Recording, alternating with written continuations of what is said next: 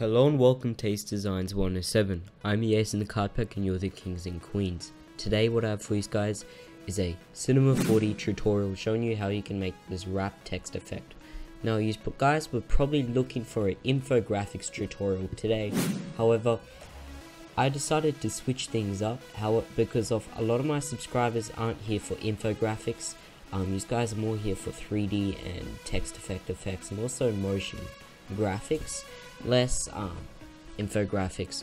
I'll definitely come up without a infographics tutorial later on my channel, and I'll continue to upload infographics, but I said that I would make this tutorial in my overlay, so I really need to make it so I can link it to my overlay video, because if I really want that video to do well, to get a lot of people on YouTube having a great overlay.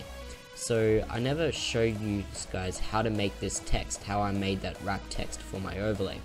So it's really simple, it doesn't require any downloads. So all you have to do is go to Cinema 4D, go to File, New, and then we're going to go to File, MoGraph, MoText, and then we're going to change the text to whatever text we want. So let's just say types of videos, just because of I did this for my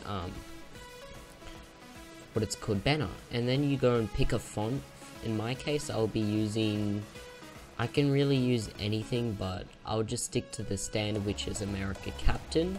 I really like this font, and if you guys would like to download this font, the link will be in the description below. Okay, so with this what I'm going to do is I'm going to change the depth from like 20 to around 65, and then I'm going to click a camera, and I'm going to click down here in this little white box, and I'm going to change my view. So I'm going to zoom in something like that. Okay, sweet. So the next thing that I'm going to do is I'm going to click out of this white box, and then I'm going to go to my render settings, go to the output, and I'm going to change it from 800 to 1920 in the height from this to 1080p, and I'll also do the resolution 300.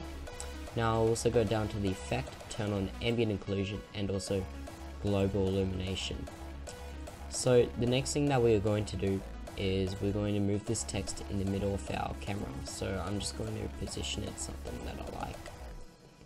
With that, I'm also going to scale this down and fit it on my view.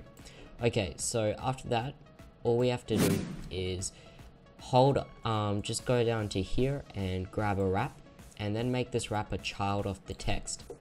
Okay, so as you can see, it gives you really strong settings. So what I like to do with this wrap is I like to change the width from 400 down up to 1000, and the height also 1000. Now it doesn't really matter about the height, just I like a big square. And then with the radius, basically you move the settings, it's gonna make the radius less strong. So you can do something like that, but I like to leave it quite square so it's not distorting the text. Usually around the 500 mark works. And then with the tension, I like to drop that. It really depends on what effect. So let's just say I want quite a lot of tension. Let's just do 65 for this tutorial, and that's the tension that looks like good, I guess. But as you can see, the text isn't centered in the middle of the wrap. So all you have to do is you have to move the wrap. So to do this, you select the wrap and you just move your move tool and move it until the text is centered in that radius position. And then go back to your camera, just check that it's all good and move a little bit more, and then you can select the mode text and move the whole thing. Okay, so the next thing that we're going to do is we can just preview render this, but the render's not going to look that good. So what we have to do is we have to add in our light to our scene. So we're going to click this little light button here, and we can just add any really light. If you have a Lightroom, that's fine, you can use that. Like if you prefer to use that Lightroom, you can use that Lightroom, but let's just say I'm going to make my own.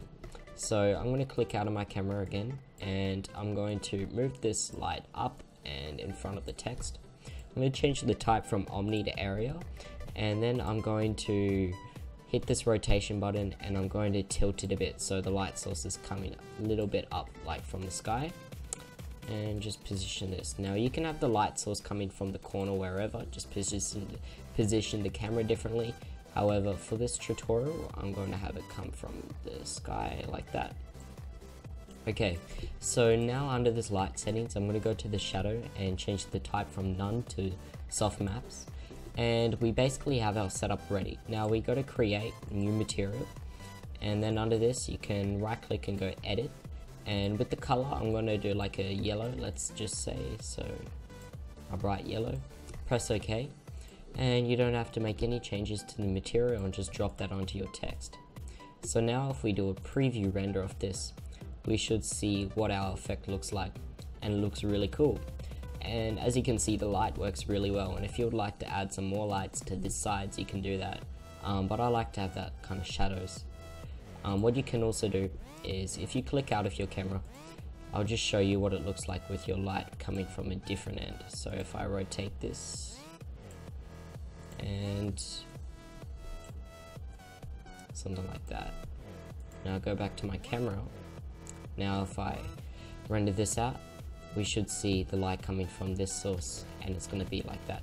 But I'm just going to leave it in the middle for this tutorial, and basically you don't need to do any extra effects in Photoshop. But make sure when you save this file, you don't want the black background to be included, so you go to the output and go down to the save and do the format from PSD layers down to PNG, and then go to file and save it to wherever in Photoshop, and you've done your text. So I hope that you have a great day, and thank you so much for watching the video. If you did enjoy it, or if I helped you at any point in time, please like the video, and I'll be back tomorrow with a banner tutorial on YouTube. So I definitely do enjoy doing banners, so I'll show you how to make that one. And without further ado, I'll see you guys in the next video. Peace.